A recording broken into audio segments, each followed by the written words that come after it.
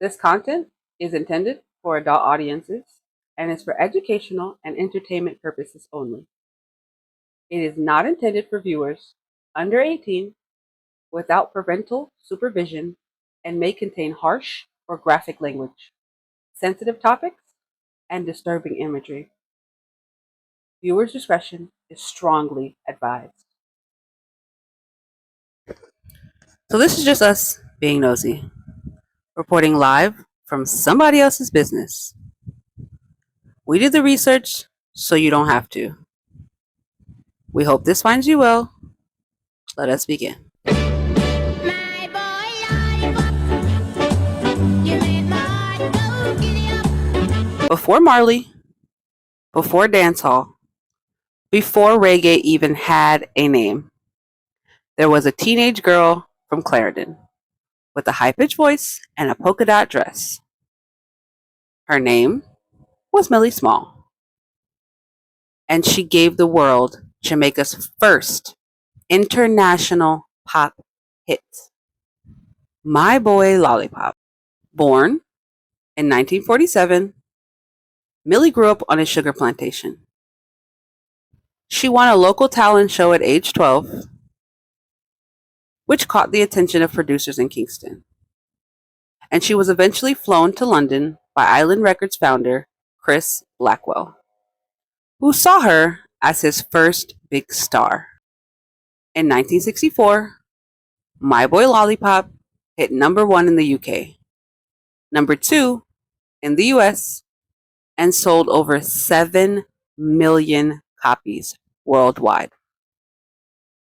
Millie became the face of Jamaica overseas, performing on shows like Top of the Pops, Ed Sullivan, and touring with the Beatles. But behind the scenes, Millie was isolated.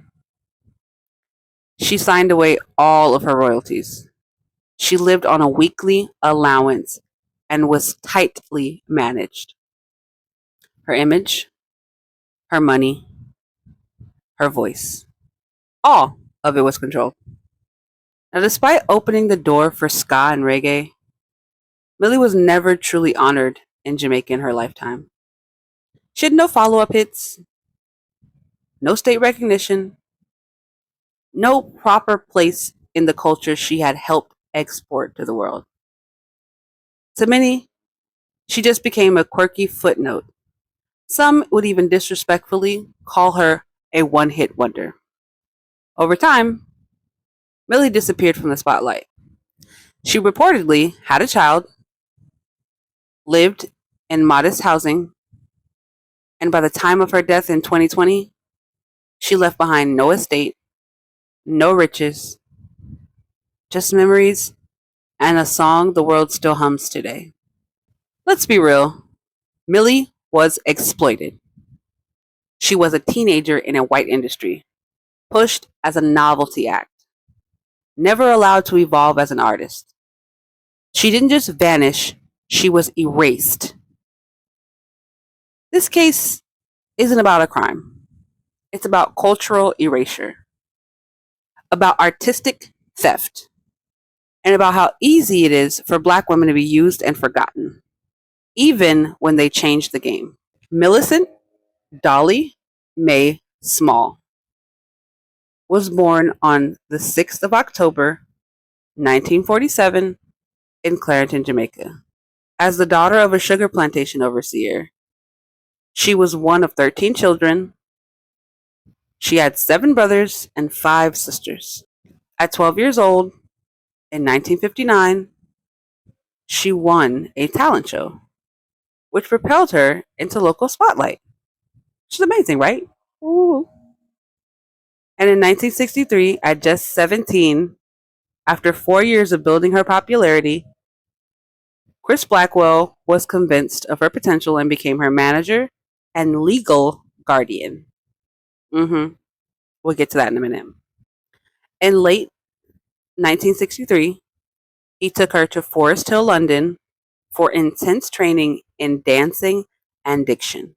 Now, originally released in the US by Teenage Barbie Gay in late 1956, Millie's cover of My Boy Lollipop was released in March of '64, on which she was credited simply as Millie.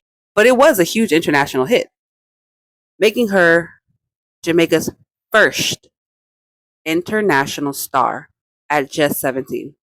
Now, according to sources, Millie was the first artist to have a hit that was recorded in the blue beat style, a music genre that is a direct ancestor of reggae.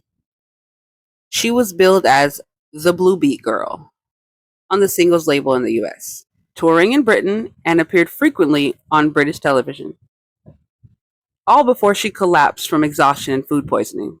Now, I just want to point this out. This was in that first year of 1964. After a few years of difficulty on recreating her single success in 1969, she ended her recording career. Now, that's not to say that she didn't have other singles, because she did. She tried plenty of other things, you know? It just didn't work out to that same success as My Boy Lollipop did, unfortunately. Now, Millie did continue to tour and perform in Jamaica, but in 1971, she decided to move to Singapore to live. Returning to Britain in '73, she released her album Lollipop Reggae. She thereafter largely stayed out of the public eye.